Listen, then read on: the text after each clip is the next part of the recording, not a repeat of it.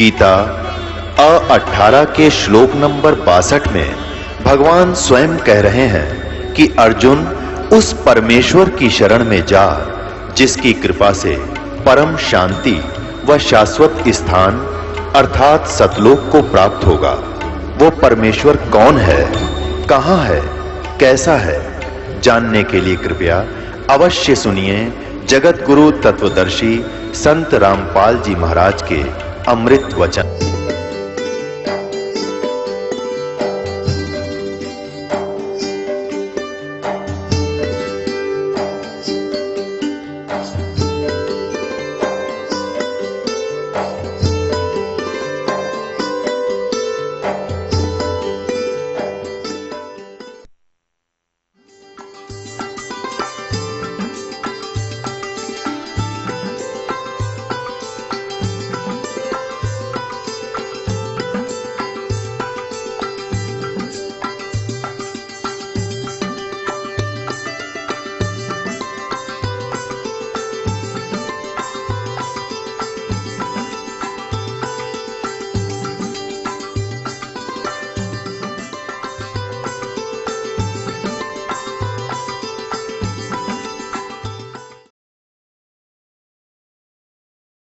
कहते श्वेत चकर शर मुकुट विराज, ऊपर छतर, श्वेत छतर शर मुकुट विराज और देखत ना उस चेहरे लो।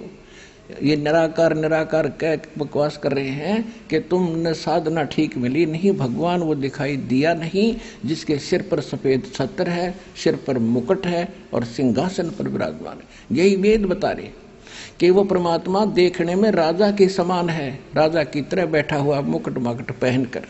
वो देखने में राजा के समान दर्शनीय माने देखने जो के देखने में उस प्रकार है। और वह है पृथ्वी आदि लोक लोकांतरों के चारों ओर शब्दमान हो रहा है।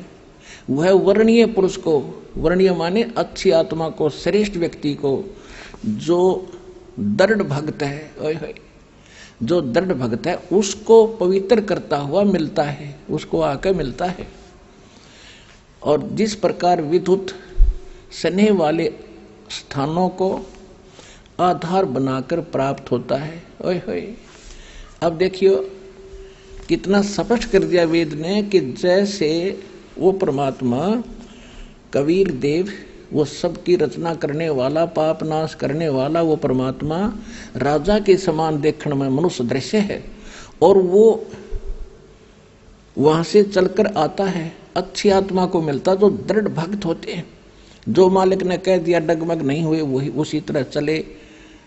जैसे सभी महापुरुषों को कह दिया था परमात्मा ने, जिनको वो मिले थे कि भी इस ज्ञान को अभी छुपा के रखना, इस नाम को कहीं बताना नहीं किसी को, अपने अनुयायियों को।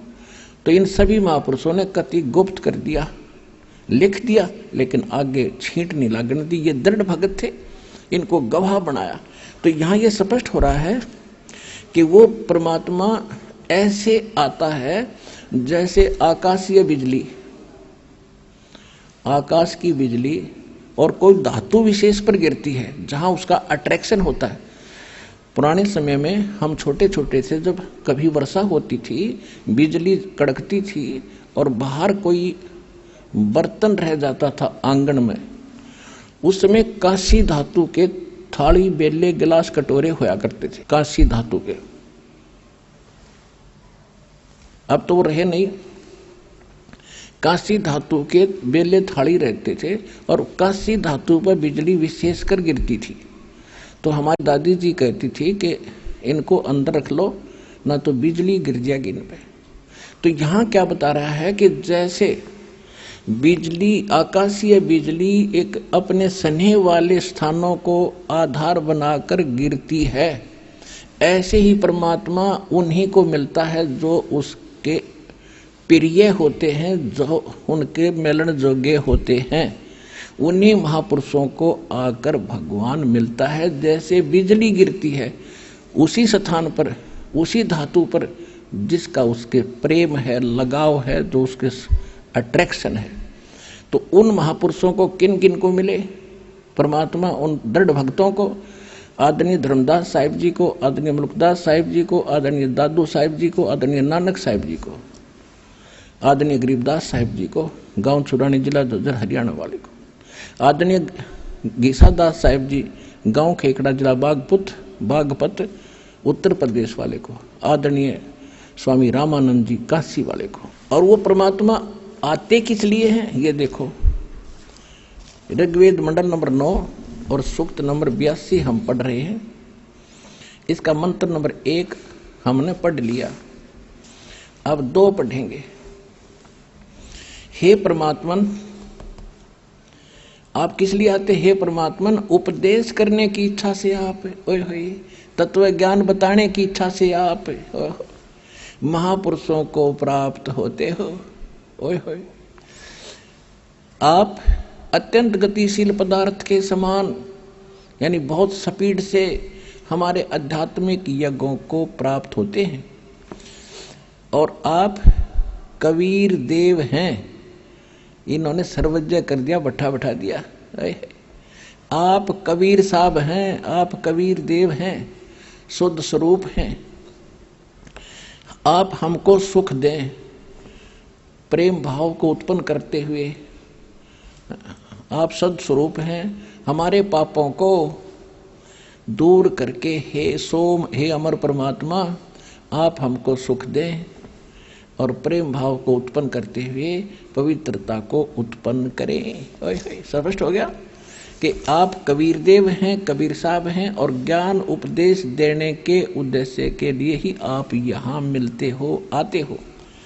और दिखाते हैं आपको ऋग्वेद मंडल नंबर 9 सूक्त 20 के और मंत्र नंबर 1 में आपको दिखाते हैं। ये देखिएगा, ऋग्वेद मंडल नंबर 9 सूक्त 20 और मंत्र नंबर 1 में यहाँ क्या लिख रखा है? पर कबीर देव, ये शब्द लिखा है कबीर देव, हे कबीर परमेश्वर, कबीर देव। इसका अर्थ इन्होंने क्या है? वह परमात्मा कबीर देव मैं दावी कर दिया कबीर का है, और देव वित्ते कर दिया। पर कबीर देव वित्ते अयो, वह परमात्मा कबीर देव है और सबका रक्षक है। इसका सीधा सा अर्थ है विद्वानों की तृप्ति के लिए, यानी भक्तों के लिए, विद्वानों को ज्ञान से तृप्त करने के लिए ज्ञान को देता है। वह सहनशील है और संपूर्ण दुष्टों को संग्राम में, यानी तत्व ज्ञान रूपी संग्राम में तिरस्कृत करता है, उनका छक्के छुड़ा देता है वो परमात्मा। और वो कौन है? वो कबीर देव है और ज्ञान देता है उन विद्वानों को आकर के। तो क्या सिद्ध हुआ? गीता अध्याय नंबर 4 के श्लोक नंबर 32 को सिद्ध करने के लिए अब इतने ढेर सारे प्रमाण वेदों के बताने पड़ रहे हैं कि वहां किस लिए बोला गया। ये सब ये कोड वर्ड है, और कोड वर्डों को अध्यापक जान सकता है, टीचर जान सकता है, बालक नहीं जान सकते। तो ये जितने अनुवाद करता थे ये बालक थे। आज तक ऋषि ब्रह्मा विष्णु महेश तक के भी बालक थे इस भक्ति मार्ग में।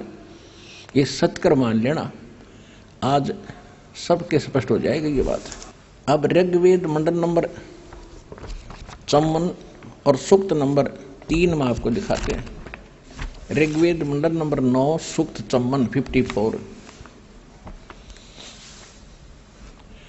और इसके मंत्र नंबर 3 में, ये 3 नंबर मंत्र है।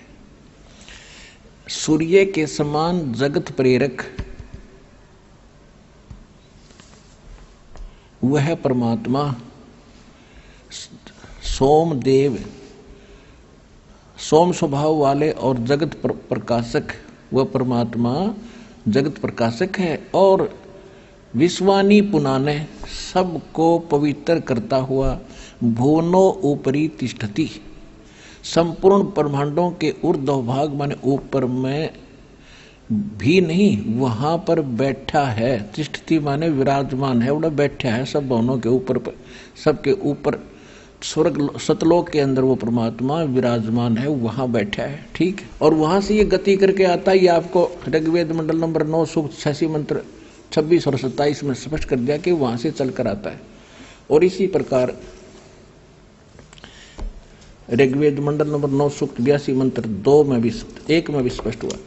अब आपको दिखाते हैं ऋग्वेद मंडल नंबर 9 और सूक्त 94 का। है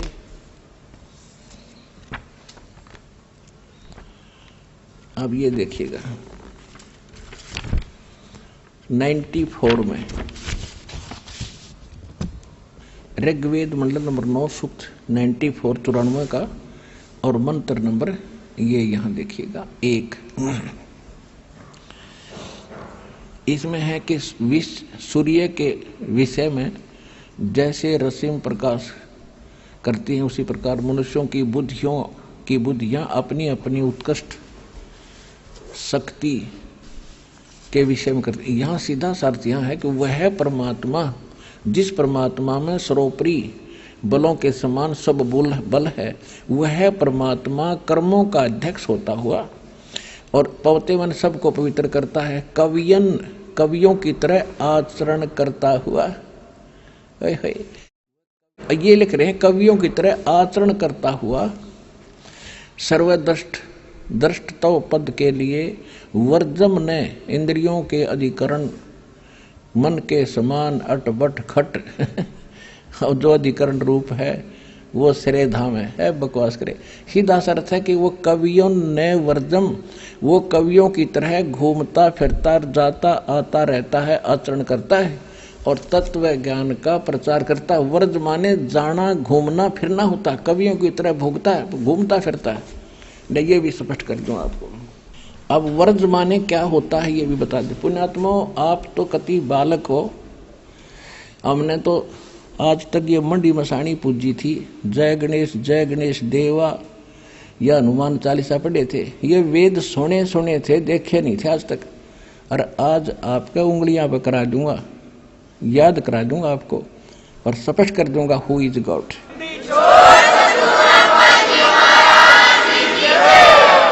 परमात्मा कहते हैं 9 मन सूत उलझिया, ये ऋषि रहे झकमार और सतगुरु ऐसा सुलझा दे, उलझे न दूजी बार।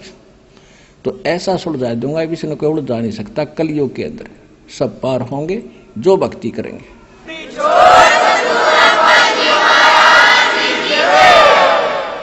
अब देखिए ये है एक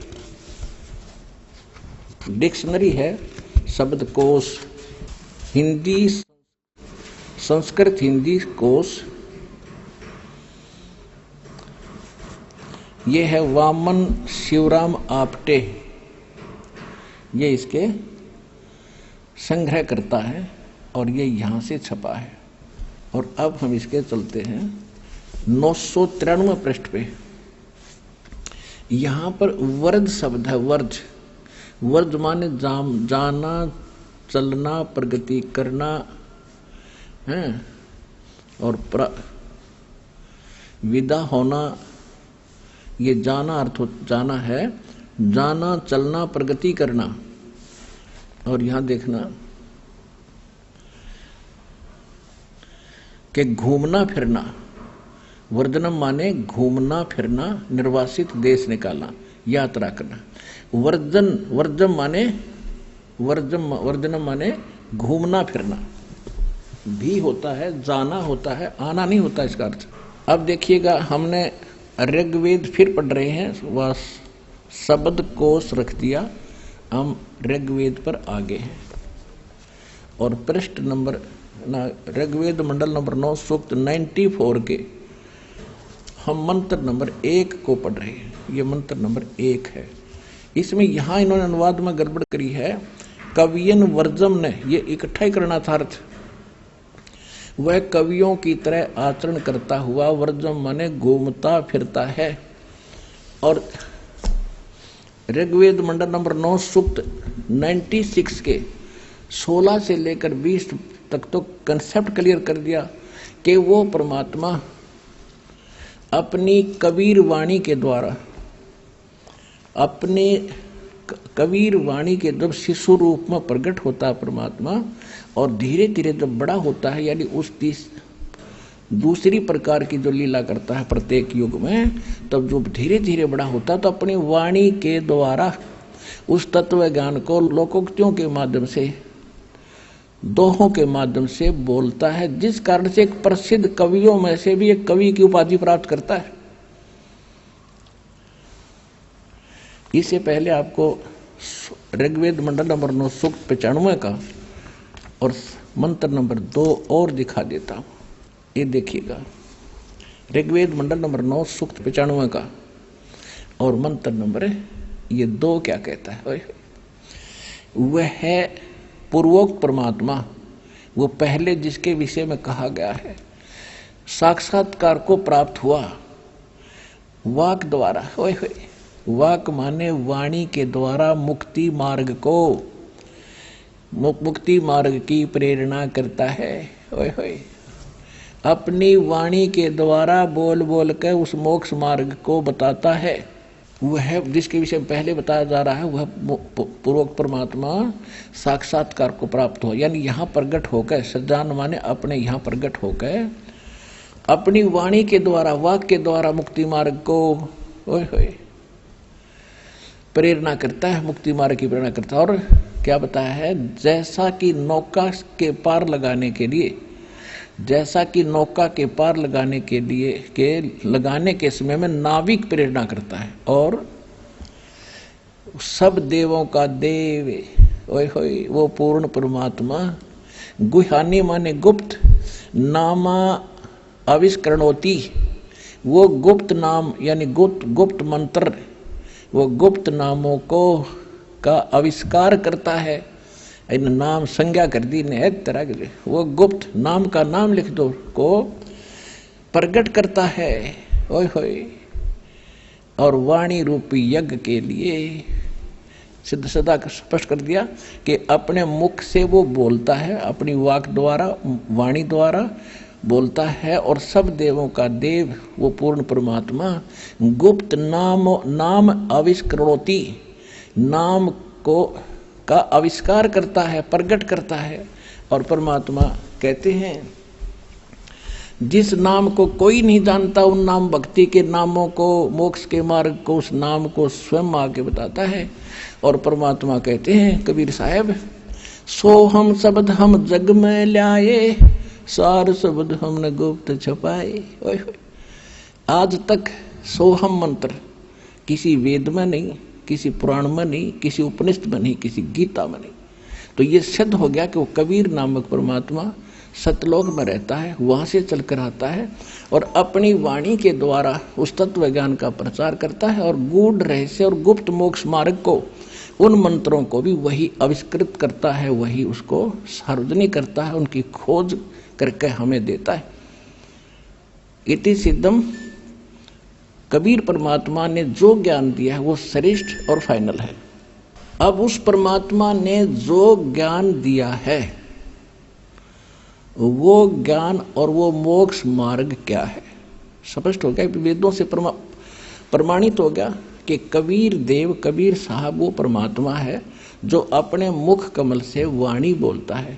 तो गीता अध्याय नंबर 4 के श्लोक नंबर 32 में भी यही स्पष्ट किया है कि ब्रह्मणे मुखे, उस सच्चिदानंद घन ब्रह्म यानी पूर्ण परमात्मा, सब देवों का देव, सर्व सृष्टि नरसंहार परम अक्षर ब्रह्म ने जो अपने मुख कमल से जो ज्ञान दिया है वो तत्व ज्ञान है। और उस तत्व ज्ञान में जो लिखा है वो फाइनल है। और उस तत्व श्रीमद् भगवत गीता अध्याय नंबर 15 के श्लोक नंबर 1 से 4 को थोड़ा सा और दिखाते हैं आपको, इसी से संबंधित है। अब इसमें क्या बताया है कि उस तत्वदर्शी संत की पहचान भी साथ बताई है। ये देखिएगा, गीता अध्याय नंबर 15 का श्लोक नंबर 15 अध्याय 15वां अध्याय, ये प्रथम मंत्र है। इसमें क्या कहा है कि ऊर्ध्व मूलम, ऊपर को जड़ वाला, अधः शाखम, नीचे को शाखा वाला, अश्वत्थम प्राहु अवम, ये संसार रूपी पीपल का यानी वृक्ष कहा है। और छंदासी यस्य प्रणानी ये तम वेद से वेदवित, उसके जो छंद हैं, विभाग हैं, वो पत्ते आदि, शाखा मूल और ये पत्ते आदि उसकी शाखा हैं, विभाग हैं, उसके खंड हैं, उनको जो तत्व से अलग अलग जानता है वो वेदवित है। वेद के तात्पर्य को जानने वाला यानी तत्वदर्शी संत है। इन्हीं के अनुवाद में ऊर्ध्व मूलम, ऊपर को जड़ वाला, आदि पुरुष परमेश्वर रूपी मूल वाले अधय शाखम, ये गलत किया इन्होंने, अधय माने नीचे को शाखा करना था। देखो ये 15 में जाके दूसरे श्लोक में अधय और अधय 2 बार लिखा है, इसका अनुवाद यहां किया इन्होंने। अधय माने नीचे और अधय माने नीचे, बिल्कुल यहां ये विचलित हो गए क्योंकि इनकी बुद्धि ब्रह्मा विष्णु महेश से ऊपर गई है को नहीं। ये ब्रह्मा विष्णु महेश और श्री कृष्ण जी को सुप्रीम मान के सारी गीता को वहीं गोड़ के धर दिया, अड़ंगा कर दिया। देखो पुण्यात्माओं, घी है, चीनी है, सारा कुछ रखा है, आटा है, और जिसे ना हलवा नहीं बनाना था तो गोबर कर दे उसका। इब्दास को भेजा हलवाई बना के, ऐसा बना दूंगा, खाओगे रंगली चाटोगे।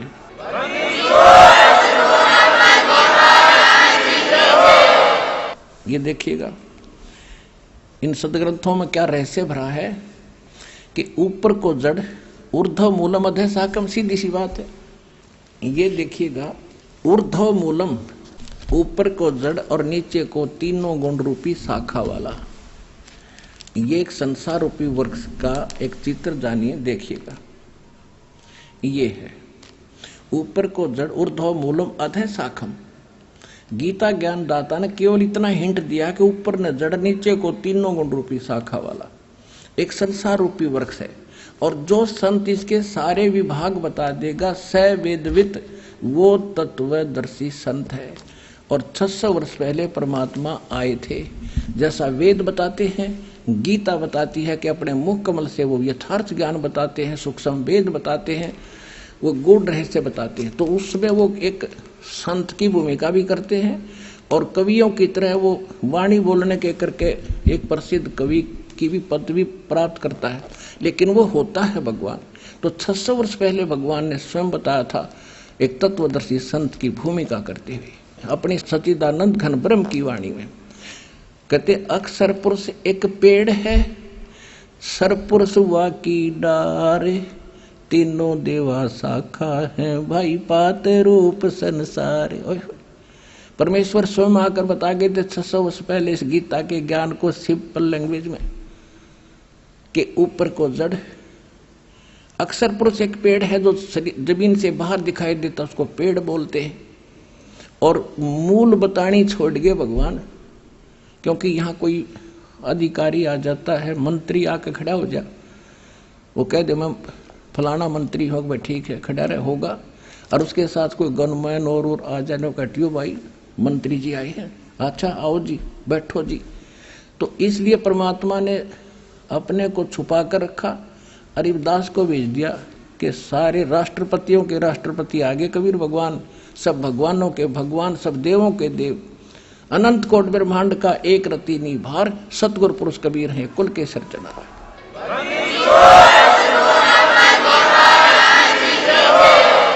तो परमात्मा ने क्या बताया है कि जमीन से बाहर जो दिखाई देता है ये एक पेड़ है, ये एक वृक्ष है।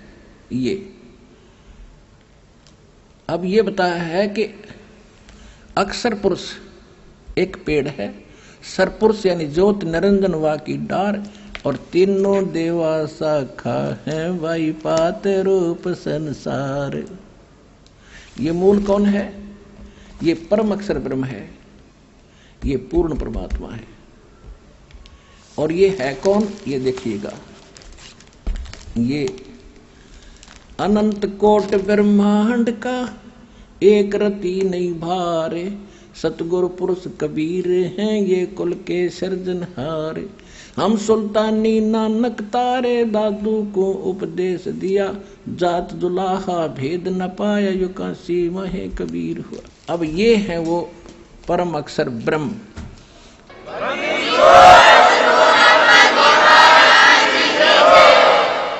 जिसके विषय में गीता ज्ञान दाता अपने से अन्य परम अक्षर ब्रह्म की शरण में जाने को कहता है। अब 15वें अध्याय के 1 से लेकर 4 में क्या बताया है कि गीता ज्ञान दाता ने केवल इतना बताया कि ऊपर को जड़, नीचे को तीनों गुण रूपी शाखा वाला ये उल्टा लटका संसार रूपी वृक्ष है। उसके बाद उसने ऑप्शन छोड़ दिया कि यहां मैं क्लियर नहीं बता सकता, क्यों मैं नहीं जानता उसके विषय में। देखिएगा, और वो तत्वदर्शी संत कैसा होगा जो इनको समझ लेगा। ये 15वां अध्याय और ये प्रथम मंत्र। ऊपर को जड़ वाला, नीचे को नीचे को शाखा वाला संसार रूपी वृक्ष जानो, और जिसके विभागों सहित जो बता देगा यह तम वेद स वेदवित, जो इसको जानता है वो तत्वदर्शी संत है। इनकी भाषा पढ़े। आदि पुरुष परमेश्वर तो जड़ समझो, ऊपर को जड़ होता आदि पुरुष परमेश्वर परम अक्षर ब्रह्म है, ये बिल्कुल ठीक अनुवाद किया उन्होंने। अध्याय शाखा में यहाँ विचलित हो गए, ब्रह्मा मुख्य रूप मुख्य शाखा वाला नहीं, तीनों गुण रूपी शाखा वाला। अश्वत्थम पीपल रूपी संसार रूपी पीपल के वृक्ष को विनाशी कहते हैं। वेद छंद माने वेद बता दिया नहीं, उसके विभाग हैं, पत्ते आदि उसके विभाग हैं कहे गए हैं। और उस संसार वृक्ष को जो मूल सहित जड़ से लेकर पत्तों तक तत्व से जानता है, स वेदवित, वह वेद के तात्पर्य को जानने वाला है, अर्थात वो तत्वदर्शी संत है। तो ये दास है वो तत्वदर्शी संत आज के जीवन।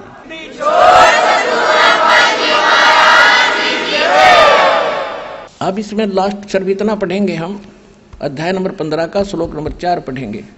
अब 3 मत ये कह दिया है कि उस सूर्य मूलम यानी उस दृढ़ मूल वाले अमर लोक रूपी परमात्मा के उस ज्ञान को दृढ़ेन दृढ़ असंख्य शस्त्रेण, इन्होंने विराग रूप शस्त्र द्वारा काट कर नहीं, उस तत्व ज्ञान रूपी शस्त्र द्वारा काट कर। अब चौथे 15वें अध्याय का चौथा श्लोक ये यहाँ अनुवाद है। उसके पश्चात तत्वदर्शी संत की प्राप्ति के उपरांत, तत्व ज्ञान के प्राप्त होने के पश्चात उस परम पद रूप परमेश्वर को भली भांति खोजना चाहिए, जिसमें गए हुए पुरुष फिर लौटकर कभी संसार में नहीं आते, और जिस परमेश्वर से पुरातन संसार रूपी वृक्ष की प्रवृत्ति विस्तार को प्राप्त हुई है, यानी जिसने संसार रूपी वृक्ष की रचना की है, सारे ब्रह्मांडों की जिसने रचना की है, जो सबका सृजनहार है, ये देखिएगा उस हुई है, उसी आदि पुरुष परमेश्वर, उसी आदि पुरुष नारायण यानी परम अक्षर ब्रह्म की मैं शरण हूँ। इस प्रकार दृढ़ निश्चय करके उस परमेश्वर का परपदे माने पूजा करनी चाहिए। सीधी सी बात है, मनन ध्यान नहीं। परपदे माने उस परमात्मा की पूजा करनी चाहिए। गीता ज्ञानदाता कहता मेरी नहीं उसकी पूजा कर। यदि तूने उस पूर्ण परमात्मा उस परम पद को प्राप्त करना है, जहाँ जाने के बाद फिर लौटकर संसार में नहीं आते।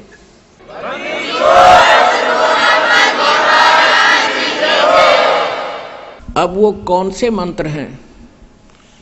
अब तक तो आपको कौन भगवान है और कौन से प्रमाणित शास्त्र हैं, वो परमात्मा कहाँ रहता है और वो कैसी लीला करता है, ये सिद्ध हो गया कि वो परमात्मा जो ज्ञान देता है वो सर्वश्रेष्ठ ज्ञान है।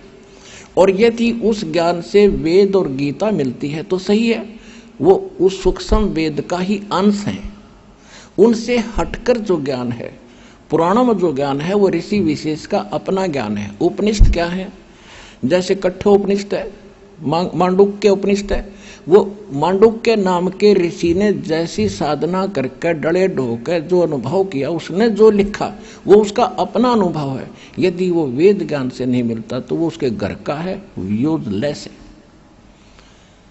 इसी प्रकार जैसे सत्यार्थ प्रकाश इस नकली में ऋषि दयानंद ने अपनी सारा अनुभव उसमें लिख दिया, और यदि इसकी ईब पोल ना पाठ दी तो ये उपनिषद का रूप धारण कर लेता है, वेदों को भूल जाते लोग कुछ दिनों में।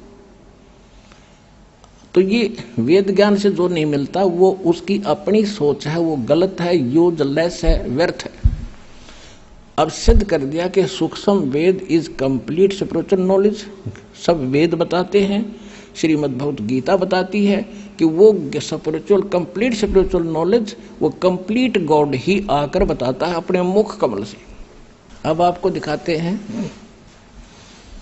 अब कहते हैं मोती मुक्ता दर्शत नाही, ये जग है सब अंधरे, दिखत के तो नैन चश्मिन का फेरा मोतिया बंदरे। ये राधा स्वामी पंथ वाले परमेश्वर की वाणी को आधार मानकर ज्ञान प्रचार सतलोक सचखंड के गीत गाया करते थे। उसमें एक शब्द है भगवान का, परमात्मा कबीर जी का, करने नो दीदार महल में प्यारा है। उसके अंदर कंप्लीट नाम लिखे हैं ये, जो मोक्ष मार्ग के प्रथम सत्र के प्रथम मंत्र, लेकिन 2 नाम छोड़ के। तो उस परमात्मा ने थोड़ा सा गुप्त रखना था, जो अब तक छुपा के रखना था, फिर भी बहुत कुछ उससे क्लियर है। और इन्होंने परमात्मा कहते हैं ना कि गोता मारू स्वर्ग में जा बैठूं पाताल, कहते चारों युग में मेरे संत पुकारे और कोक कहा हम हेल रे, हीरे मोती माणिक बरसे ये जग जुगता ढेल रे। अब देखिएगा, एक संत मत प्रकाश भाग 1 है राधा स्वामी वालों का, इसमें कबीर जी परमेश्वर का एक शब्द है।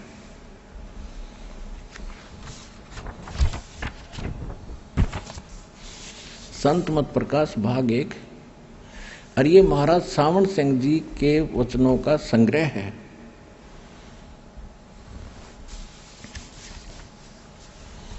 ये इसके प्रकाशक हैं जगदीश चंद्र शेट्टी, सेक्रेटरी राधा स्वामी सत्संग व्यास, डेरा बाबा जयमल सिंह। ये यहाँ से प्रकाशित है, 1958 से चल रहा है। 1958 में पहला संस्करण। ओए होए होए भट्ठा बैठाने वालों, आज तक ये डंगा पढ़ा रहे हमारे थे। ये मुद्रिक, ये सारा ये यहाँ से छपा है, Ajanta offset and packaging limited. इसके 15 शब्द पर 15 पृष्ठ पर देखिएगा, ये देखो, वाणी कबीर साहिब की। करने नो दीदार महल में प्यारा है, काम क्रोध मद लोभ विसारो, शील संतोष क्षमा सत धारो, मद मास मिथ्या तुझ डारो, हो ज्ञान घोड़े असवारा है, भ्रम से न्यारा है। हो ज्ञान घोड़े असवार भ्रम से न्यारा है, 2 नेति बस्ती पाओ, आसन पदम युगत से लाओ, कुंभ कर रेचक करवाओ, पहले मूल सुधार कारज हो सारा है। देखिएगा, मूल कमल दल चतुर बखानो, और किलियंग जाप लाल रंग मानो। यहाँ परमात्मा ने किलियम को किलियंग लिख दिया, योड़ पड़द हो रहे। अब कोड वर्ड तो उसका दास से बता सके है, जो भगवान का दास होगा। इन बड़का समझाओ, ये देखिए, इन्होंने यू जाप पहना लिया किलियंग, किलियंग जाप लाल रंग जा मानो। देव गणेश ताम रोप्य थानो, गणेश देवता है, और रिद्ध सिद्ध चंवर ढुला रहा है। ठीक, स्वाद चक्र सट दल विस्तारो, और ब्रह्म सावित्री रूप निहारो, उल्ट नागनी का सिर मारो, और तहां शब्द ओंकारा। ये ओम शब्द है, ओंकार नहीं। अब 6 दल का जो कमल है वो ब्रह्मा और सावित्री का है, और उसमें ओम नाम है। ठीक, फिर बताया है कि नाभि अष्ट कमल दल साजा, श्वेत सिंहासन विष्णु विराजा, और हरियम, ये हरियंग नहीं हरियम है, हरियम जाप तास मुख गाजा, लक्ष्मी शिव आधारा है। 5वां, 12 कमल हृदय के माही, जंग गौर शिव ध्यान लगाही, सोहम शब्द, यहाँ सोहंग था, इन्होंने यहाँ सोहम क्यों लिख लिया, थोड़ी सी समझ में आएगी इनके सोहंग। ये देखो, परमात्मा ने सोहंग लिखा था, लेकिन वास्तव में ये हरियम है, ये सोहम है। सोहम शब्द तहाँ दोन छाई, गन करें जय जयकारा है। फिर 7वें में कहा कि हरिहर ब्रह्मा चंवर ढुराई, ता शरंग ना, 16 दल कमल कंठ के माही, 16 पंखड़ी का दल कंठ कमल में है, ताते मत बसे अविद्याबाई, हरिहर ब्रह्मा और चंवर ढुराई, वह शरंग नाम उचार। ये शरियम है, शरंग नहीं है। तापर कंज कमल है भाई, बंग भौर 2 रूप लखाई। ये सारा कुछ मालिक ने बता दिया। यहाँ ये सूक्ष्म वेद में ये सारे नाम बता दिए जो आपको सबसे पहले दिए जाते। ये 5 नाम हैं। पहले ये 5 नाम ही दिया करते थे, भगवान ने ये आदेश दिया था। अब ये कंप्लीट कोर्स परमात्मा ने आदरणीय गरीबदास साहिब जी के द्वारा दोबारा कहा है, जैसा कि आपको कबीर सागर में दिखाया है कि 12वें पंथ में मेरी महिमा की वाणी प्रकट होएगी, और उस गरीबदास पंथ के मैं आगे चलकर मैं आऊंगा उस सारे ज्ञान न सुलझाने के लिए। ये दास बेच दिया भगवान ना आयत है। उसमें क्या लिखा है?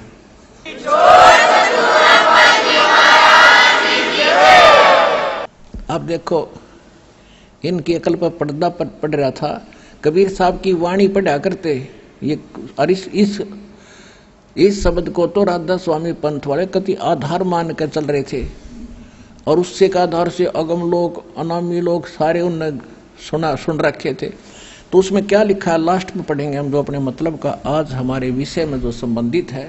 ये लास्ट की 24वीं कली में है, 32 कड़ी है इसकी। सोहम हद तजी जब भाई और सतलोक की हद पुन आई, उठत सुगंध महादिकाई जहां जाको वार न पा रहा है। अब पहले परमात्मा ये सारी रचना बताते हैं सतलोक की, फिर ये बताया है कि ऐसी ही नकल इस काल ने इस पिंड में कर रखी है, ब्रह्मांड में। इस शरीर के अंदर जो तुमने सुनता दिखता है ये तो इस काल व्यवस्था है, और ये इसकी नकल कर रखी है। आगे देखो, षोडश भानु हंस को रूपा, सतलोक में जीव का आत्मा का 16 सूर्य जितना प्रकाश हो जाता है, और बानी सतधन बजे अनुपा, हंसा करत चंवर सिर भूपा। वहां जाकर सभी भक्तात्मा परमात्मा भूप माने राजा के समान बैठे भगवान के सिर पर चंवर करते हैं, सब नीचे से मुक्त होकर गए हुए प्राणी। और सतपुरुष दरबारा है, वो परमात्मा का दरबार है, परमात्मा राजा के समान है भूप। 25 अब 26 में, कोटि भानु उदय जो होई, एते ही पुन चंद्र खलोई। करोड़ सूर्य, भानु माने सूर्य, और इतने चंद्रमा मिला दे, पुरुष रोम सम एक न होई, परमात्मा के बाल के समान भी नहीं है। ऐसा पुरुष दीदारा है भगवान का, ऐसा दर्शन है। फिर क्या बताया है, आगे अलख लोक है भाई, सतलोक से आगे अलख लोक, और फिर अलख पुरुष की ता ठुकराई, और अर्बन सूर रोम समनाही, उसके एक रोम के अरब सूर्यों का प्रकाश है। तापर अगम महल एक साजा, अगम पुरुष तहा को राजा, और खरबन सूरज की उसके एक रोम बाल की शोभा खरब सूर्य जितनी है। तहाँ पर अकैलोक है भाई, पुरुष अनामी तहाँ रहाई, और जो पहुंचेगा जानेगा वही, वो कैन सुनते न्यारा है, उसको नहीं बताऊंगा जो अकैलोक है अनामी लोग।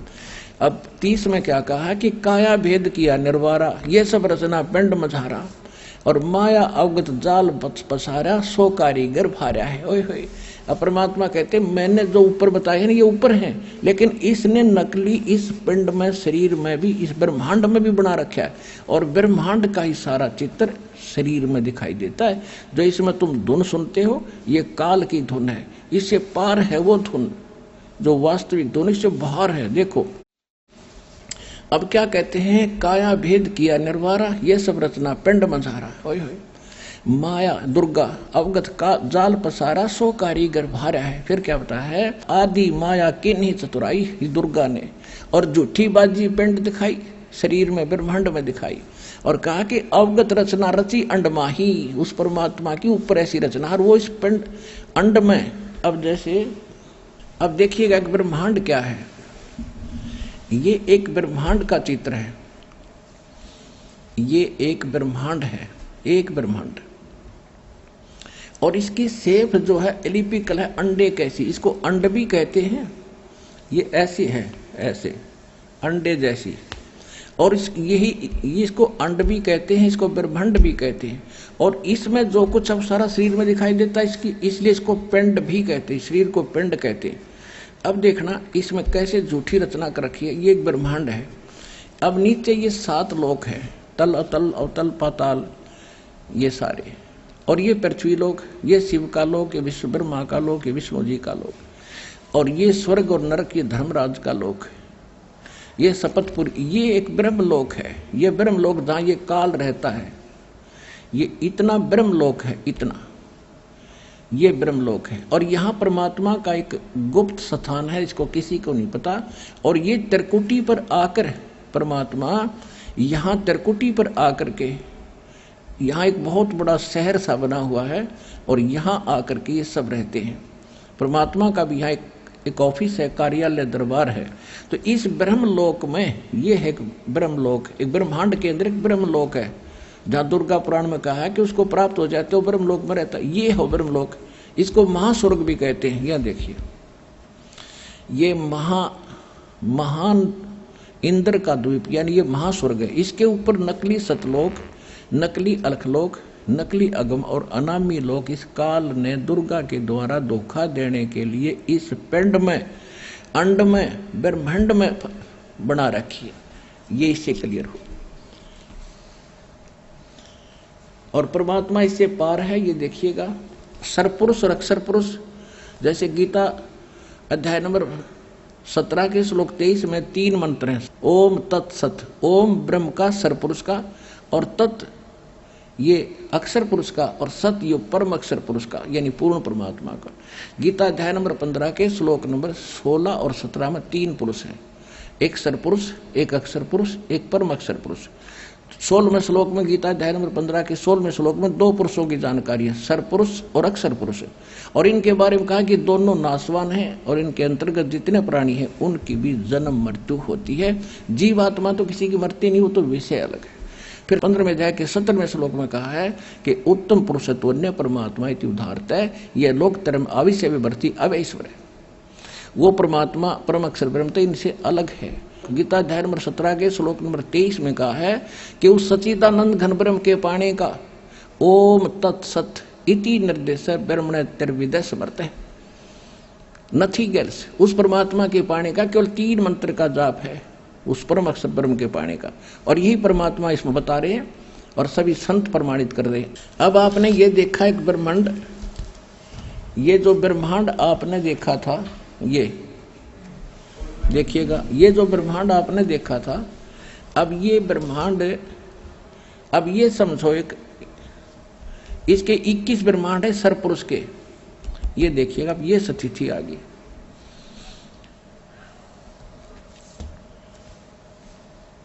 इसके ये एक गेंद सी हो गया ब्रह्मांड, समझ लो। ये 5 ब्रह्मांडों का एक ग्रुप बना के एक महाब्रह्मांड बनाया इसने। ऐसे इन 4 महाब्रह्मांडों में 20 ब्रह्मांड रोक दिए और एक ये अलग रखा इसने अपने अलग से, ये 21वां ब्रह्मांड है। और इससे पार होके आगे जाते हैं सतलोक में। ये जैसे इस ब्रह्मांड में यहाँ एक स्थान है, ये ब्रह्मांड है, एक ब्रह्मांड का लघु चित्र आपको दिखा था। ये है वो 11वां द्वार, ये है 11वां द्वार, ये सुराख है 11वें द्वार का। अब ये ब्रह्मांड आगे यहाँ पर है, ये 21 ब्रह्मांड है इस काल के। ये आ गया, ये है, ऐसा ही यहाँ पर है। ये सुराख है, ये दिखता नहीं इसमें, ऊपर ये अक्षर लिखा गया, ये है, ये सुराख है 11वां। और ये 11वां द्वार फिर इस अक्षर पुरुष के लोक में प्रवेश करता है। अक्षर पुरुष का लोक में ये सोहम जाप इसका है, अक्षर पुरुष परब्रह्म कहो, अक्षर पुरुष को इसका। इसके बाद सोहम हद तजी जब भाई, सोहम यानी अक्षर पुरुष का स्थान छोड़ के हम इस बार में द्वार को पार करके सतलोक में प्रवेश करेंगे। देखिएगा, तो ये है वो ओवरऑल कंट्रोल परम अक्षर ब्रह्म पूर्ण परमात्मा सारे ब्रह्मांडों का मालिक। ये तो अक्षर पुरुष का थोड़ा सा लोक, ये सरपुरुष का, ये अक्षर पुरुष का 21 ब्रह्मांड का इतना, और ये सारा इन सब के ऊपर मालिक, और ये वो कंप्लीट गॉड परम अक्षर ब्रह्म, ये सतलोक है। अब हमने यहाँ पहुंचना है, इसके 21 ब्रह्मांड को छोड़ना है। इस 21 ब्रह्मांड से निकलने के लिए हमने प्रथम मंत्र और ओम मंत्र, जो सतनाम के अंदर एक मंत्र है, वो इसको देंगे सारी कमाई। उसमें 2 मंत्रों की कमाई हमारे साथ रहेगी, पहली और दूसरी। फिर जो सतनाम के अंदर जो दूसरा मंत्र है ओम के अतिरिक्त, उसके कमाई हम इस अक्षर पुरुष के लोक से पार करने के लिए 21 7 संग ब्रह्मांडों की दूरी पार करके इसके क्षेत्र से गुजरेंगे, इसका टोल टैक्स देना हमने। और फिर जो सार नाम की कमाई से हम इस 12वां द्वार पार करके और सतलोक में प्रवेश करेंगे, अपने धनी के पास चले जाएंगे जहाँ से हम आए हैं। अब जो हम पढ़ रहे थे इन नकलिया ने वो भी ना समझ में आया, पढ़नी भी ना परमात्मा की वाणी। देखिएगा, अब हमने ये संत मत प्रकाश भाग 1 उठा लिया। अब इसको संत मत भाग प्रकाश हमने 1 उठा लिया। ये सावन संत जी के ये जो प्रवचन है इसके अंदर संग्रह किए हुए, ये सारा वही है, ये पहले जो आपको दिखा रहे हैं। ये 1958 से चल रहा है ये है, और इसमें अब देखिएगा, हम जो पढ़ रहे हैं करनैनो दीदार महल में प्यारा है, हम यहाँ तक आ गए। कहते हैं आदि माया किन्नी चतुराई, होय होय, काया भेद किया निर्वारा, ये सब रचना पिंड मझारा, होय होय, माया अवगत जाल पसारा, सो कारीगर भारा है, आदि माया किन्नी चतुराई, झूठी बाजी पिंड दिखाई। और अवगत रचना रची अंड माही, इस ब्रह्मांड में अंड आकार स्थान में, और ता का प्रतिबिंब डारा है, ओए होए, उस सतलोक में भी ऐसी है। और जो इस शरीर के अंदर तुम धुन सुनते हो या कोई देखते हो, ये काल का जाल है, ये नकली है, डुप्लीकेट है। देखो आगे, अवगत रचना रची अंडमाही, परमात्मा वाली रचना यहाँ झूठी रच के और उसका प्रतिबिंब, उसकी नकल यहाँ पर डाली है। फिर क्या कहा, शब्द विहंगम चाल हमारी, कह कबीर सतगुरु जई ताड़ी, खुले कपाट शब्द झनकारी, पिंड अंड के पार सुदेश हमारा है। इस अंड और इस पिंड के पार वहां हमारा भगवान देश है, और वहां जो धुन हो रही है वो वास्तविक धुन है। गरीबदास जी ने कहा है, कोई है रे परले पार का, जो भेद कहे झनकार का, कोई है रे परले पार का, जो भेद कहे झनकार का। अब क्या बताते हैं कि कोई है उस परले पार का जो उस वास्तविक धुन की जानकारी रखता हो। तो क्या बताया है, वाह रही गोरख, वाह रही दत्त, वाह रही धरु प्रहलाद अर्थ, वाह रही सुखदेव, वाह रही व्यास, वाह रही पाराशर प्रकाश, वाह रही दुर्वासा दरवेश, वाह रही नारद सारद शेष। वार माने इस काल के उरली साइड में, काल वाले पाड़े में बैठे सारे ये ध्रुव प्रहलाद जितने नारद सारद सब, ब्रह्मा विष्णु महेश गोरख दत्तात्रेय ध्रुव प्रहलाद दुर्वासा जैसे। वाह रही भरतरी गोपी चंद, भरतरी और गोपी चंद भी कहते यहीं पर हैं, मुक्त नहीं है। वाह रही सनक सुनो तुन बंद। अब आपको कुछ भक्तों के अनुभव सुनाएंगे, वो भी ध्यान से सुनो। बहन जी नमस्कार। नमस्कार। सत बहन जी क्या शुभ नाम है आप जी का? भगतमती स्वर्ण कौर। बहन जी कहाँ से आए हैं आप? पिंड गदोला, जिला जमुनानगर। बहन जी परम संत सतगुरु रामपाल जी महाराज से नाम उद्देश्य लेने से पहले आप कौन सी भक्ति करते थे? गुरुद्वारे जाते सी बस। तो आप गुरुद्वारे जाते थे तो वहाँ क्या भक्ति करते थे आप? सवेरे नितनेम करना, शाम का नितनेम करना, एक सुखनी साहिब का पाठ करना, बस जी। तो जब आप गुरुद्वारे जाते थे, शाम सुबह का नितनेम करते थे, शाम का नितनेम करते थे, और सुखमनी साहिब का पाठ करते थे, तो उससे आपको क्या लाभ मिलता था? लाभ कुछ नहीं होया, बस करते करते बस 3 गड्डियां सी वो भी विक गईयां, 2 प्लाट सी वो भी विक गए, कि घर च बीमारी पै गई। पहला सहुरा बीमार पै गया, उत्थे 5-7 लाख लग गया तो मर गया। तो फिर देवर बीमार पै गया तो 5-7 लाख उत्ते लग गया, तो बस फिर उन्होंने भी डैथ हो गई। इस तरह करते करते मतलब साड़ी मतलब स्थिति थल्ले थल्ले जाती रही बस। हाँ बहन जी परम संत सतगुरु रामपाल जी महाराज की शरण आपको कैसे प्राप्त हुई? इस तरह है कि मेरा भैन का मुंडा है, उन्होंने नाम लिया सी पहले, उन्होंने सानू समझाया कि नाम ले लो, तो असी कहा भी गुरु ग्रंथ साहब तो वड्डा तो उत्त कोई है ही नहीं, गुरु नानक देव तो वड्डा कोई भी नहीं हैगा। तो बस यही गल याद आ जाती सी कि सब सीखण को हुक्म है गुरु मान्यो ग्रंथ, भी सानू तो आदेश है भी गुरु ग्रंथ नूं ही मनना हैगा। उस तो उपरंत साडे मतलब 4 दिन नहीं सी, 2-4 महीने पैने एक्सीडेंट हो जाना, तो 4 महीने पैने एक्सीडेंट हो जाना कि असी किसी नूं रिश्तेदारां नूं शर्म दे मारे दसदे भी नहीं सी कि साडा एक्सीडेंट। इन्होंने कहना है कि इन्हां दा रोज़ एक्सीडेंट हो जाता है।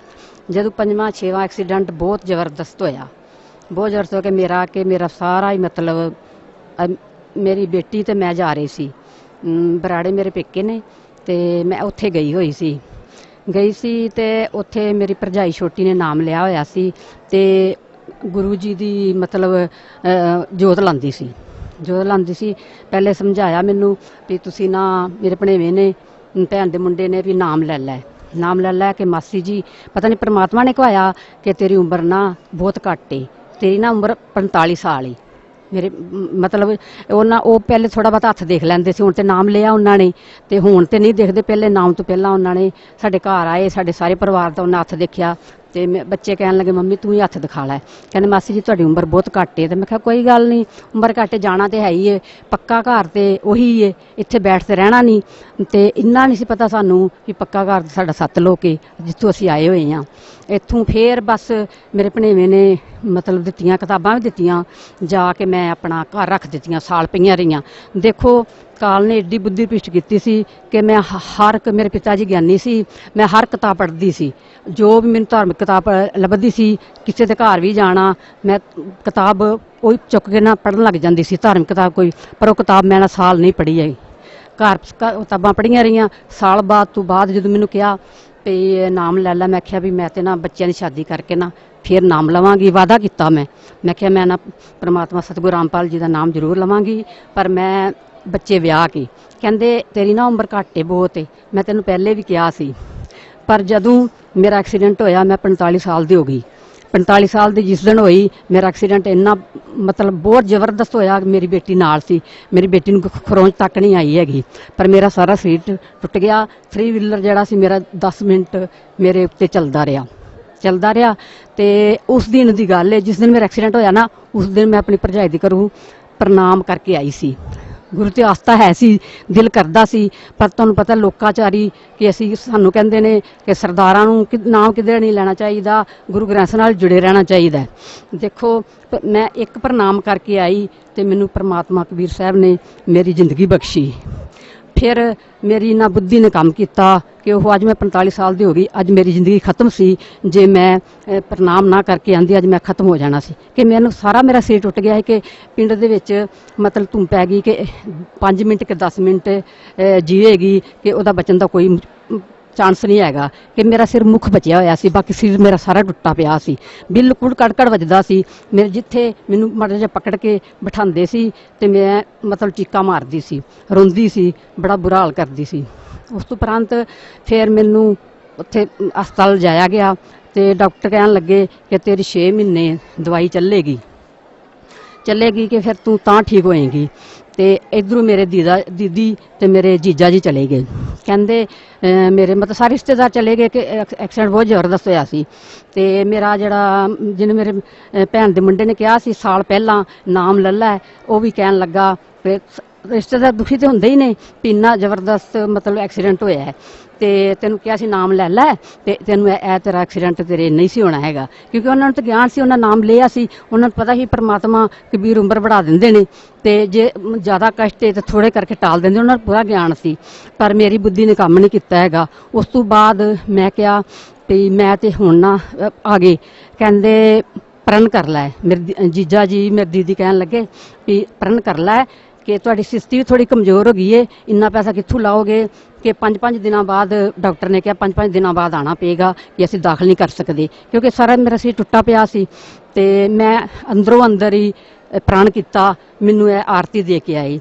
ਅੱਧਾ ਦੁੱਖ ਤੇ ਮੇਰਾ ਆਰਤੀ ਨਾਲ। ਦੇਖੋ ਮੈਨੂੰ 4 ਬੰਦੇ ਗੱਡੀ ਤੇ ਬਿਠਾਉਂਦੇ ਸੀ, ਤੇ ਜਿਹੜਾ ਮੈਂ ਆਰਤੀ ਪੜ੍ਹ ਕੇ, ਆਰਤੀ 'ਚ ਇੰਨੀ ਸ਼ਕਤੀ ਹੈ ਕਿ ਮੈਂ ਬੱਸ ਤੇ ਚੜ੍ਹ ਕੇ ਦੇਖ ਲਓ ਭੇਵੇ ਆਈ ਉੱਥੇ ਮੇਰਾ ਆਪਣੀ ਗੱਡੀ ਤੇ ਮੈਨੂੰ ਲੈ ਕੇ ਆਇਆ ਤੇ ਮੈਨੂੰ ਨਾਮਦਾਨ ਇੱਥੇ ਮੈਂ ਆਈ ਤੇ ਮੈਨੂੰ 2-3 ਜਣਿਆਂ ਨੇ ਫੜ ਕੇ ਬਿਠਾਇਆ ਤੇ ਵੀਲ ਚੇਅਰ ਤੇ ਮੈਨੂੰ ਲੈ ਕੇ ਭਗਤਮਤੀਆਂ ਚਲੀਆਂ ਗਈਆਂ ਤੇ ਮੈਨੂੰ ਕਹਿਣ ਲੱਗੇ ਭਈ ਤੁਸੀਂ ਮਤਲਬ ਨਾ ਇਹਨੂੰ ਨੀਚੇ ਬਿਠਾ ਦਿਓ। ਭਗਵਤੀਆ ਕਹਿਣ ਲੱਗੇ ਕੋਈ ਗੱਲ ਨਹੀਂ, ਇਹਨੂੰ ਵੀਲ ਚੇਅਰ ਤੇ ਰਹਿਣ ਦਿਓ ਕਿ ਇਹਨਾਂ ਦੀ ਹਾਲਤ ਬਹੁਤ ਖਰਾਬ ਹੈ। ਮੈਂ ਜੈਸਾ ਨਾਮ ਲਿਆ ਤੇ ਗੁਰੂ ਜੀ ਦਾ ਮੈਨੂੰ ਆਸ਼ੀਰਵਾਦ ਮਿਲਿਆ ਤੇ ਮੇਰਾ ਸਰੀਰ ਜਿਵੇਂ ਫੈਵੀਕੋਲ ਨਾਲ ਨਹੀਂ ਜੁੜ ਜਾਂਦਾ, ਇਸ ਤਰ੍ਹਾਂ ਮੇਰਾ ਸਰੀਰ ਜੁੜ ਗਿਆ। ਦੇਖੋ ਮੈਂ ਜਿਹੜੀ 6 ਮਹੀਨੇ ਦੇ ਵਿੱਚ ਠੀਕ ਹੋਣਾ ਸੀ ਤੇ ਮੈਂ 1 ਮਹੀਨੇ ਵਿੱਚ ਠੀਕ ਹੋ ਗਈ। ਇਹ ਪ੍ਰਮਾਤਮਾ ਦਾ ਚਮਤਕਾਰ ਹੋਇਆ। ਤੇ ਦੇਖੋ ਮੈਂ ਜੇ ਨਾਮ ਵੀ ਨਹੀਂ ਸੀ ਲਿਆ ਹੈਗਾ, ਪ੍ਰਮਾਤਮਾ ਨੇ ਇੰਨੀ ਇੱਕ ਪ੍ਰਣਾਮ ਦਾ ਮੈਨੂੰ ਇੰਨਾ ਫਲ ਦਿੱਤਾ। ਤੇ ਹੁਣ ਤੇ ਅਸੀਂ ਪ੍ਰਮਾਤਮਾ ਦੀ ਸ਼ਰਨ 'ਚ ਹਾਂ, ਹੁਣ ਤੇ ਸਾਨੂੰ ਕੋਈ ਡਰ ਹੀ ਕੋਈ ਨਹੀਂ ਹੈਗਾ। ਪਹਿਲੇ ਅਸੀਂ ਨਾਮ ਲਿਆ ਸੀ, ਅਸੀਂ ਤੇ ਆਏ ਸੀ ਦੁੱਖ ਨਿਵਾਰਨ ਵਾਸਤੇ, ਸਾਨੂੰ ਕੁਝ ਪਤਾ ਨਹੀਂ ਸੀ ਹੈਗਾ। ਜਦੋਂ ਅਸੀਂ ਨਾਮ ਲਿਆ, ਨਾਮ ਤੋਂ ਬਾਅਦ ਫਿਰ 2 ਮਹੀਨੇ ਸਾਨੂੰ ਨਾਮ ਲਏ ਨੂੰ ਹੋਏ ਸੀ ਕਿ ਗੁਰੂ ਨਾਨਕ ਦੀ ਜਨਮ ਵਿਸਾਖੀ ਗੁਰੂ ਜੀ ਨੇ ਪਰਮ ਸਤ ਰਾਮਪਾਲ ਜੀ ਗੁਰੂ ਜੀ ਨੇ ਬੰਦੀ ਛੋੜ ਸਤਿਗੁਰ ਨੇ ਜਨਮ ਵਿਸਾਖੀ ਵਿਖਾਈ ਤੇ ਉਹਦੇ ਵਿੱਚ ਜਦੋਂ ਨਾਮ ਮਤਲਬ ਜਿਹੜੇ ਸਾਨੂੰ ਸਤਨਾਮ ਮਿਲਿਆ ਹੋਇਆ ਏ, ਜਦੋਂ ਸਾਨੂੰ ਪਤਾ ਲੱਗਾ ਅਸੀਂ ਤੇ ਮੈਂ ਤੇ ਗਦ ਹੋ ਗਈ, ਬੜੀ ਖੁਸ਼ ਹੋਈ ਕਿ ਸਾਨੂੰ ਹੋਰ ਕੀ ਚਾਹੀਦਾ ਹੈ। ਗੁਰੂ ਨਾਨਕ ਦੇਵ ਜੀ ਨੂੰ ਜਿਹੜਾ ਨਾਮ ਮਿਲਿਆ ਜਪਦੇ ਰਹੇ ਨੇ ਉਹ ਸਾਨੂੰ ਮਿਲ ਗਿਆ, ਹੁਣ ਤੇ ਸਾਨੂੰ ਸਭ ਕੁਝ ਮਿਲ ਗਿਆ, ਸਾਨੂੰ ਹੋਰ ਕਿਸੇ ਚੀਜ਼ ਦੀ ਜ਼ਰੂਰਤ नहीं है। बहन जी, परम संत सतगुरु रामपाल जी महाराज ने जो सतभक्ति आपको दी है, उस भक्ति का आप बता रहे हैं कि आपको बहुत बड़ा लाभ मिला, आपको एक नया जीवन मिला। तो बहन जी, भगत समाज को क्या संदेश देना चाहते हैं आप? समाज को मैं संदेश देना चाहनी हाँ कि मैं अपने भैन भरावां बजुर्गों ते बच्चियां नूं कह रही हाँ कि पृथ्वी ते कोई नहीं हैगा, ਇਹੀ ਪਰਮਾਤਮਾ ਆਏ ਹੋਏ ਨੇ, ਇਹਨਾਂ ਨੇ ਮੈਨੂੰ ਜ਼ਿੰਦਗੀ ਦਿੱਤੀ ਹੈ, ਤੁਸੀਂ ਵੀ ਆਓ ਤੇ ਆਪਣਾ ਕਲਿਆਣ ਕਰੋ, ਕਿਉਂਕਿ ਇਹ ਮੋਕਸ਼ ਦਾ ਮਾਰਗ ਹੈ। ਅਸੀਂ ਤੇ ਆਏ ਸੀ ਕਿ ਆਪਣਾ ਦੁੱਖ ਨਿਵਾਰਨ ਵਾਸਤੇ, ਤੇ ਬਾਕੀ ਅੱਜ ਸਾਨੂੰ ਮੋਕਸ਼ ਦਾ ਮਾਰਗ ਮਿਲ ਗਿਆ, ਇਹ ਤੇ ਬੜਾ ਵਧੀਆ ਹੋ ਗਿਆ। ਹਾਂਜੀ, ਮੈਂ 10 ਸਾਲ ਜਨਮ ਵਿਸਾਖੀ ਪੜ੍ਹੀ ਹੈਗੀ ਏ, ਸਾਰੀ ਮੈਂ ਜਨਮ ਵਿਸਾਖੀ ਪੜ੍ਹੀ ਹੈਗੀ। ਹੁਣ ਤੇ ਮੈਨੂੰ ਥੋੜੀ ਯਾਦ, ਕਿਉਂਕਿ 4 ਸਾਲ ਹੋ ਗਏ ਨੇ ਸਾਨੂੰ ਨਾਮ ਲਿਆ ਨੂੰ, ਮੈਨੂੰ ਇੰਨਾ ਯਾਦ ਵੀ ਕੋਈ ਨਹੀਂ, ਕਿਉਂਕਿ ਮੈਨੂੰ ਤੇ ਹੁਣ ਸਤ ਭਗਤੀ ਮਿਲ ਗਈ, ਮੇਰਾ ਤੇ ਹੁਣ ਕਿਸੇ ਪਾਸੇ ਧਿਆਨ ਹੀ ਕੋਈ ਨਹੀਂ। ਬਾਕੀ ਥੋੜਾ ਮੈਨੂੰ ਯਾਦ ਹੈਗਾ ਕਿ ਉਹ ਮੈਂ ਵਿਸਾਖੀ ਪੜ੍ਹੀ ਹੋਈ ਏ ਕਿ ਵੇਈ ਨਦੀ ਦੇ ਵਿੱਚ ਗੁਰੂ ਨਾਨਕ ਦੇਵ ਜੀ ਜਦੋਂ ਮੋਦੀਖਾਨੇ ਦੀ ਨੌਕਰੀ ਕਰਦੇ ਸੀ ਤੇ ਉਦੋਂ ਵੇਈ ਨਦੀ 'ਚ ਪਰਮਾਤਮਾ ਕਬੀਰ ਲੈ ਕੇ ਗਏ। ਉਹ ਵੀ ਨਹੀਂ ਸੀ ਮਤਲਬ ਮੰਨਦੇ ਕਿ ਬ੍ਰਹਮਾ ਵਿਸ਼ਨੂੰ ਮਹੇਸ਼ ਤੱਕ ਹੀ ਭਗਤੀ ਏ, ਉਹ ਅੱਗੇ ਕੋਈ ਨਹੀਂ ਹੈਗਾ। ਫਿਰ ਪਰਮੇਸ਼ਰ ਕਬੀਰ ਜੀ ਉਹਨਾਂ ਨੂੰ ਸਤਲੋਕ ਲੈ ਕੇ ਗਏ, ਫਿਰ ਉਹਨਾਂ ਨੇ ਮਤਲਬ ਯਕੀਨ ਕੀਤਾ ਤੇ ਫਿਰ ਉੱਥੇ ਉਹਨਾਂ ਨੇ ਜਿਹੜਾ ਸਤਨਾਮ ਵਾਹਿਗੁਰੂ ਕਹਿੰਦੇ ਨੇ ਨਾ, ਇਹ ਉਹਨਾਂ ਨੇ ਕਿਹਾ ਸੀ, ਝਾਂਕੀ ਵੇਖ ਕਬੀਰ ਦੀ ਨਾਨਕ ਕੀਤੀ ਵਾਹ ਸਿੱਖਾਂ ਦੇ ਗਲ ਪਈ ਤੇ ਕੌਣ ਛੜਾਵੇ, ਤਾਂ ਕਿਉਂ ਪਰਮਾਤਮਾ ਆਏ ਹੋਏ ਨੇ, ਇਹੀ ਛੜਾਣਗੇ। ਗੁਰੂ ਨਾਨਕ ਦੇਵ ਜੀ ਤੇ ਸਾਰੀ ਮਤਲਬ ਗੁਰੂ ਗ੍ਰੰਥ ਸਾਹਿਬ ਬਾਣੀ ਜਿਹੜੀ ਲਿਖ ਗਏ ਨੇ, ਸੁਖਮਨੀ ਸਾਹਿਬ ਦੇ ਪਾਠ ਵਿੱਚ ਵੀ ਲਿਖ ਗਏ ਨੇ ਕਿ ਪੂਰਾ ਪ੍ਰਭ ਰਾਧਿਆ ਪੂਰਾ ਜਾਂਕਾ ਨਾਉ, ਨਾਨਕ ਨੇ ਪੂਰਾ ਪਾਇਆ ਤੇ ਪੂਰੇ ਕੇ ਗੁਣ ਗਾਓ। ਪੂਰੇ ਗੁਰ ਕਾ ਸੁਨੇ ਪਦੇਸ ਪਾਰ ਬ੍ਰਹਮ ਨਿਟ ਕਰ ਪੇਖ, ਸਵਾਸ ਸਵਾਸ ਸਿਮਰੋ ਗੋਬਿੰਦ ਮਨ ਅੰਤਰ ਕੀ ਉਤਰੇ ਚਿੰਤ। ਬਸ ਉਹ ਤੇ ਇੱਧਰ ਇਸ਼ਾਰਾ ਕਰ ਗਏ ਨੇ। ਹਾਂਜੀ, ਗੁਰੂ ਨਾਨਕ ਦੇਵ ਜੀ ਤੇ ਗਿਆਨ ਧਿਆਨ ਕਿਛ ਕਰਮ ਨਾ ਜਾਣਾ, ਸਾਰ ਨਾ ਜਾਣਾ ਤੇਰੀ, ਸਭ ਤੇ ਵੱਡਾ ਸਤਿਗੁਰ। ਉਹਨਾਂ ਨੇ ਕਿਹਾ ਜਿਨ ਕਲ ਰਾਖੀ ਮੇਰੀ, ਵੀ ਜਿਹਨੇ ਮੇਰੀ ਰੱਖ ਲਈ। ਹੁਣ ਸਾਡੇ ਸਿੱਖ ਸਮਾਜ 'ਚ ਬਾਣੀ ਪੜ੍ਹਦੇ ਹਾਂ ਵਾ, ਸਮਝ ਨਹੀਂ ਆਉਂਦੀ ਹੈਗੀ, ਕਿਉਂਕਿ ਗੁਰੂ ਨਾਨਕ ਦੇਵ ਜੀ ਨੇ ਇਹ ਵੀ ਕਿਹਾ, ਜਦੋਂ ਪਰਮਾਤਮਾ ਕਬੀਰ ਸਾਹਿਬ ਮਿਲੇ ਨੇ, ਉਹਨਾਂ ਨੇ ਕਿਹਾ ਹੈ ਸਭੇ ਇੱਛਾ ਪੂਰੀਆਂ ਜਾਂ ਪਾਇਆ ਅਗਮ ਅਪਾਰਾ, ਗੁਰੂ ਨਾਨਕ ਨੂੰ ਮਿਲਿਆ ਪਾਰ ਬ੍ਰਹਮ ਤੇਰੇ ਚਰਨਾਂ ਤੋਂ ਬਲਿਹਾਰਾ। ਤੇ ਅਸੀਂ ਸੋਚਨੇ ਆ ਕਿ ਜੇ ਧੀਆਂ ਮਿਲ ਗਈਆਂ, ਪੁੱਤਰ ਮਿਲ ਗਏ, ਆ ਚੀਜ਼ਾਂ ਵਸਤੂਆਂ ਮਿਲ ਗਈਆਂ ਨੇ, ਆਪਾਂ ਉਹ ਸੋਚਦੇ ਸੀ ਪਹਿਲਾਂ ਵੀ ਇਹਦਾ ਮਤਲਬ ਇਹ ਵੇ। ਹੁਣ ਦੇਖੋ ਗੁਰਬਾਣੀ ਸਮਝ ਨਾਮ ਲਿਆ ਸਤਿਗੁਰ ਦਾ, ਤੇ ਹੁਣ ਸਾਨੂੰ ਬਾਣੀ ਵੀ ਸਮਝਾਉਣ ਲੱਗ ਗਈ ਏ, ਕਿਉਂਕਿ ਮੈਂ 10 ਸਾਲ ਜਨਮ ਵਿਸਾਖੀ ਪੜ੍ਹੀ ਏ, ਸਾਨੂੰ ਕੁਝ ਪਤਾ ਨਹੀਂ ਸੀ ਹੈਗਾ ਵੀ ਨਾਮ ਗੁਰੂ ਨਾਨਕ ਦੇਵ ਜੀ ਕਿਹੜਾ ਜਪਦੇ ਨੇ। ਹੁਣ ਪਤਾ ਲੱਗਾ ਹੈ ਕਿ ਗੁਰੂ ਨਾਨਕ ਦੇਵ ਜੀ ਇਹ ਨਾਮ ਜਪਦੇ, ਸਤਨਾਮ ਜਪਦੇ ਸੀ। ਸਤਨਾਮ 2 ਅਕਸ਼ਰ ਦਾ ਹੈ, ਜਿਹੜਾ ਗੁਰੂ ਨਾਨਕ ਦੇਵ ਜੀ ਨੂੰ ਮਿਲਿਆ ਤੇ ਉਹੀ ਸਾਨੂੰ ਮਿਲਿਆ ਹੈ। ਇਹ ਗੁਰੂ ਗ੍ਰੰਥ ਸਾਹਿਬ ਦੇ ਵਿੱਚ ਇਹ ਨਾਮ ਲਿਖੇ ਹੋਏ ਨੇ ਕਿ ਸੋਈ ਗੁਰੂ ਪੂਰਾ ਕਹਾਵੇ, 2 ਅੱਖਰ ਕਾ ਵੇਦ ਬਤਾਵੇ, ਏਕ ਛਡਾਵੇ ਏਕ ਲਿਖਾਵੇ, ਤਾਂ ਪ੍ਰਾਣੀ ਕੀ ਨਿਚ ਗਰਕ ਹੋ ਜਾਵੇ। ਮੇਰੇ ਸਾਰੇ ਭੈਣ ਭਰਾਵਾਂ ਨੂੰ, ਸਾਰਿਆਂ ਨੂੰ, ਖਾਸ ਕਰਕੇ ਸਿੱਖ ਭੈਣ ਭਰਾਵਾਂ ਨੂੰ ਬੇਨਤੀ ਏ ਕਿ ਜੋ ਗੁਰੂ ਨਾਨਕ ਦੇਵ ਜੀ ਨੇ ਭਗਤੀ ਕੀਤੀ ਏ, 2 ਅੱਖਰ ਦਾ ਸਤਨਾਮ ਉਹਨਾਂ ਨੇ ਜਪਿਆ ਏ, ਉਹ ਵੀ ਤੁਸੀਂ ਆਓ ਤੇ ਆਪਣਾ ਕਲਿਆਣ ਕਰਾਓ।